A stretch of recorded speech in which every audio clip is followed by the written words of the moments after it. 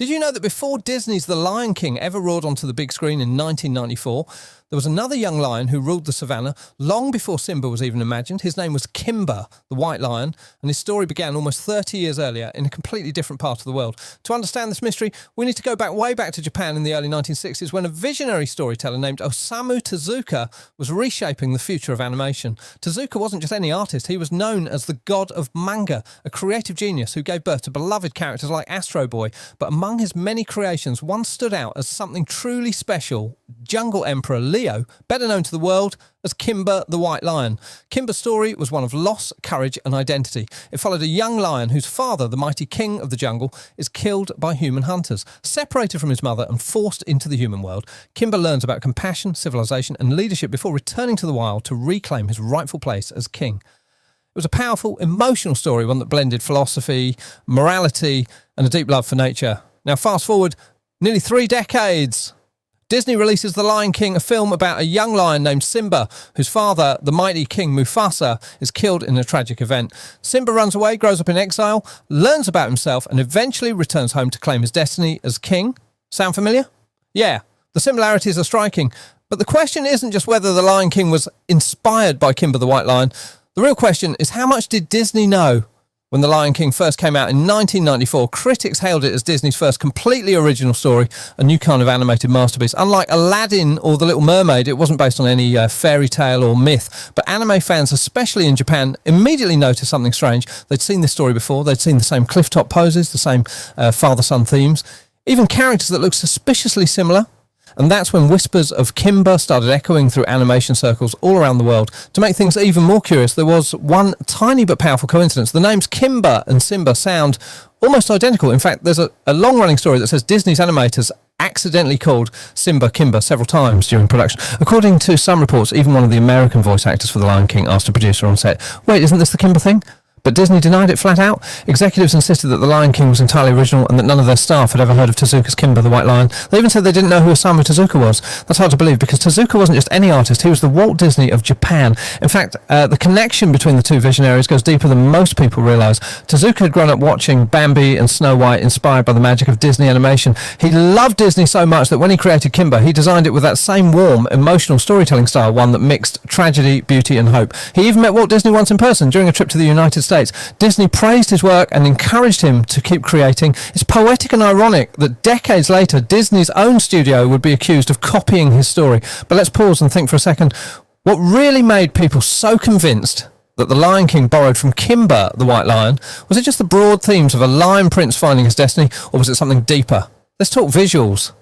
Fans have compared dozens of scenes between the two works, and some are almost identical in composition. There's a moment in Kimba where the young white lion stands proudly on a cliff gazing over the savannah as the sun rises behind him. In The Lion King, Simba stands on Pride Rock in nearly the same pose, wind blowing through his mane, the golden light filling the sky. Then there's the shot of a wise old mandrill-like character who guides the young lion toward maturity. In Kimba, his name is Daniel Baboon. In The Lion King, it's Rafiki. Coincidence? Maybe, but there's more. In both stories, the young lion loses his father to tragedy, not by humans in Disney's version, but through betrayal. Both face an evil lion antagonist, Claw in Kimba, Scar in The Lion King. Both stories deal with the restoration of balance to a corrupted jungle or savannah, and in both, the young lion's journey is as much about self-discovery as it is about reclaiming the throne. It's easy to see why so many fans cried foul. Japanese animators who grew up on Tezuka's work felt that Disney, the very studio that inspired Tezuka, had taken his masterpiece, westernized it, and then denied the connection entirely. And perhaps what made it sting even more was that Disney never once publicly credited Tezuka or his studio. Meanwhile, in Japan,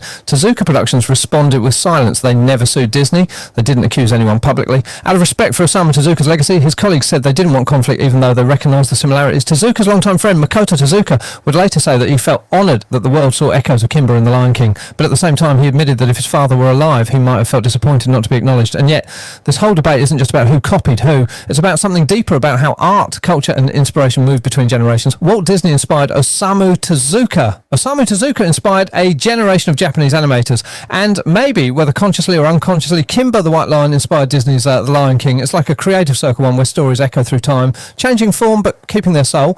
So next time you watch The Lion King and you see that sunrise, the one where the music swells and the animals bow before the new prince, remember, somewhere long before Simba ever took the throne, another lion cub named Kimba watched a sunrise too, and his roar May have been the first one Disney ever heard. When controversy erupted over The Lion King in the mid-1990s, fans and critics alike debated whether Disney had truly been inspired by Kimba the White Lion or if it was just an incredible coincidence.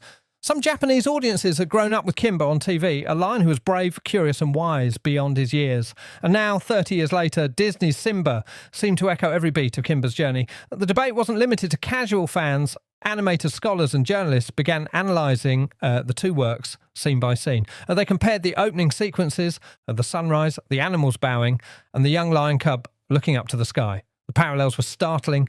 Even the supporting characters had uncanny similarities. Rafiki and Daniel Baboon, both wise primates guiding the young lion. Timon and Pango, both small, comic relief companions. Scar and Claw, dark-maned antagonists whose ambition threatens the entire kingdom. Fans noted a particularly striking detail.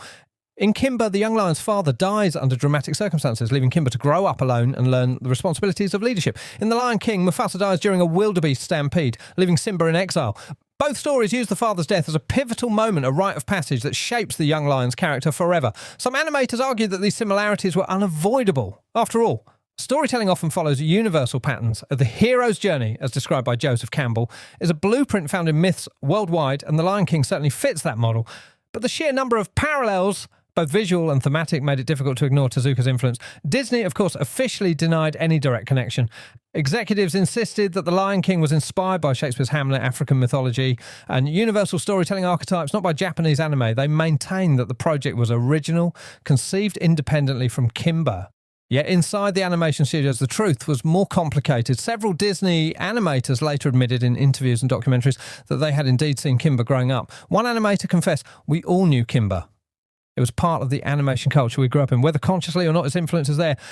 Interestingly, early concept art for The Lion King included sketches of a white lion cub, much closer in appearance to Kimba than Simba. Whether this was intentional homage or subconscious inspiration, it demonstrates how ideas often travel through time and across cultures. Meanwhile, Tezuka Productions, the company behind Kimba, chose a different path. Rather than sue Disney or publicly attack the studio, they issued a polite statement acknowledging the similarities but expressing respect for Disney. Osamu Tezuka had passed away in 1989, 5 years before The Lion King's release. Those who worked with him said he would have been proud that his creation's influence reached a global audience, even if indirectly. Now let's talk about the cultural impact.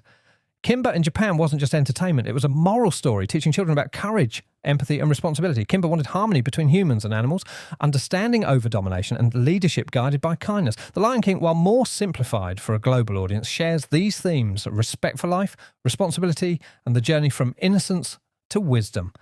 But while Simba's story became a worldwide phenomenon, Kimba's remained relatively obscure outside Japan, a hidden treasure of animation history.